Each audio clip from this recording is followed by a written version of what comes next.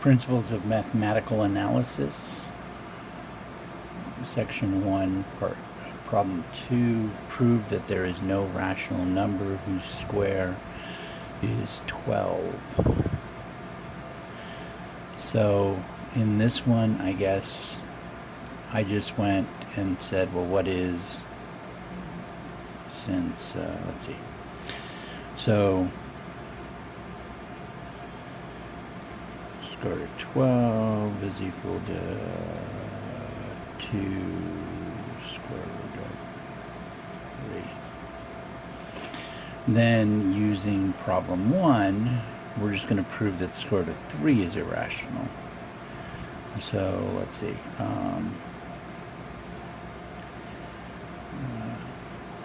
So let's see. Goal is that 3 is irrational. Rather than deal with the whole square root of 12, which I guess we could do, but so then let's assume it's rational, right? That's kind of the go-to method that we used in problem 1. So then we have a, let's see, so then there's a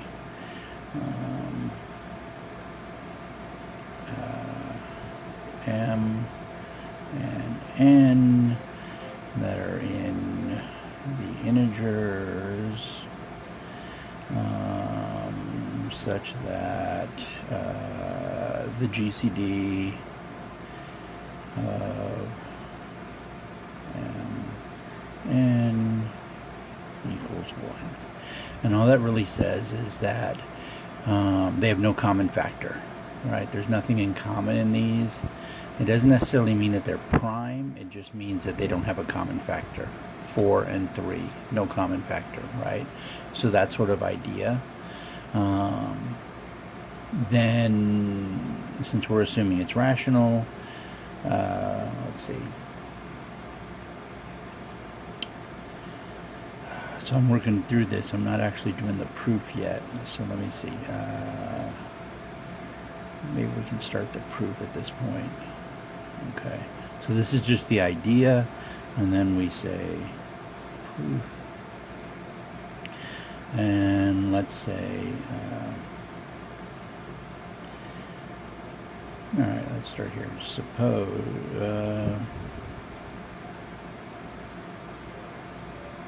yeah, that'll work.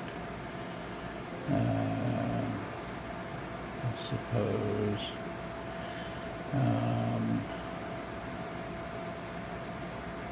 square root of 3 is rational.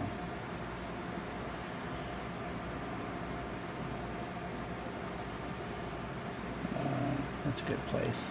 Then we can say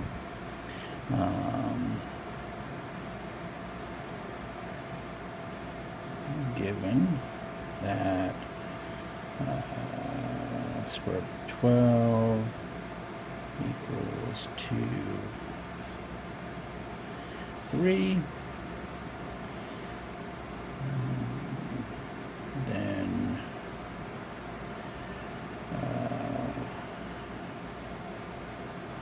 square root of 3 equals m over n. Remember, it's rational. Where let's see, so then where, let me just restate that line, right? So where m and n are in integers, such that the GCD of m n equals 1, then let's see, so then we can say, let's say that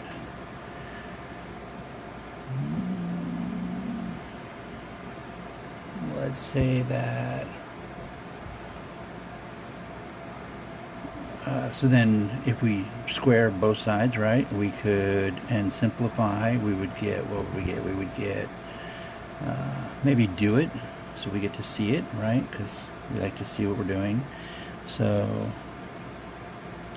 3 equals m over n, and I'm going to square both sides. And then this gives, let's see, this is going to give, I really just want to jump to it, but let's keep it slow. Let's say that this equals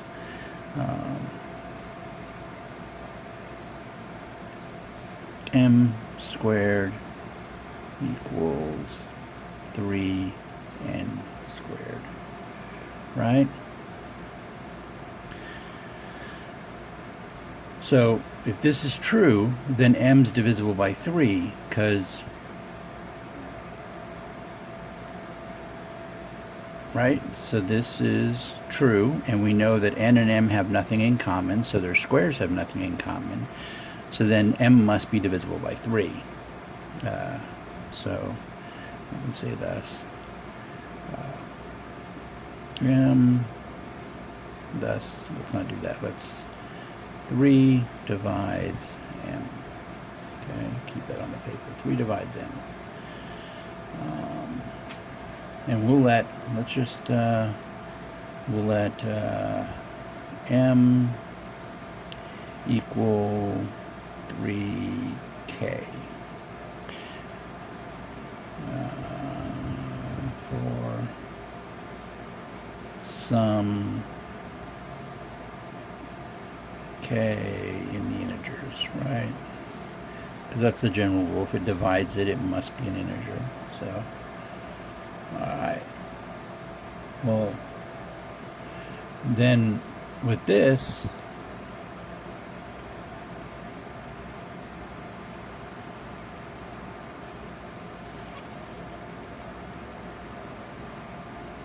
so then what does that give us? What does that tell us? Well, then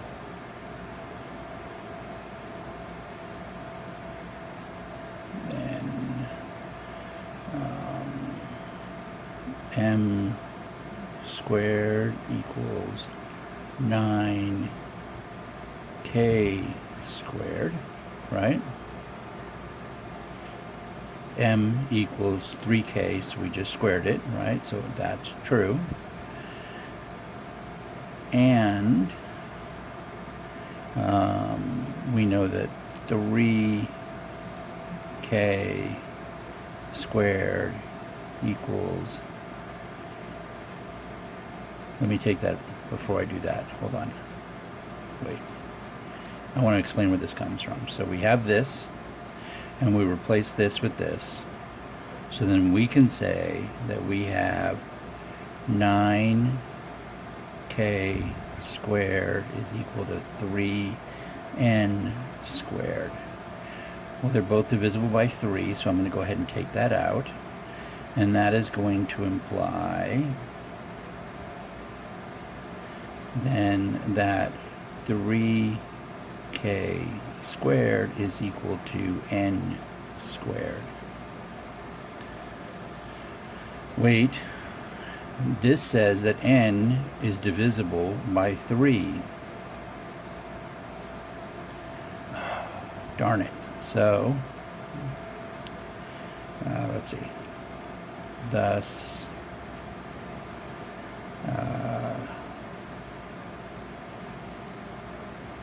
contradicting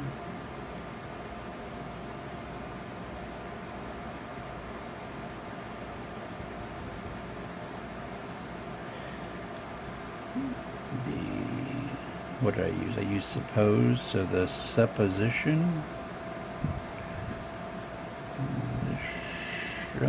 I'd have to look that word up, see if I spelled it right, or someone else can and just let me know. The supposition that m and n had no common factor.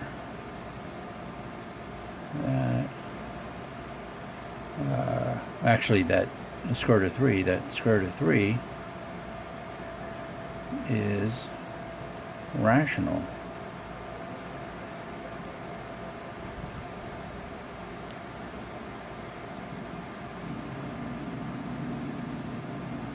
And therefore,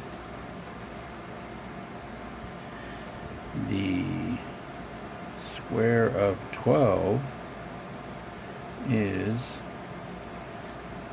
irrational.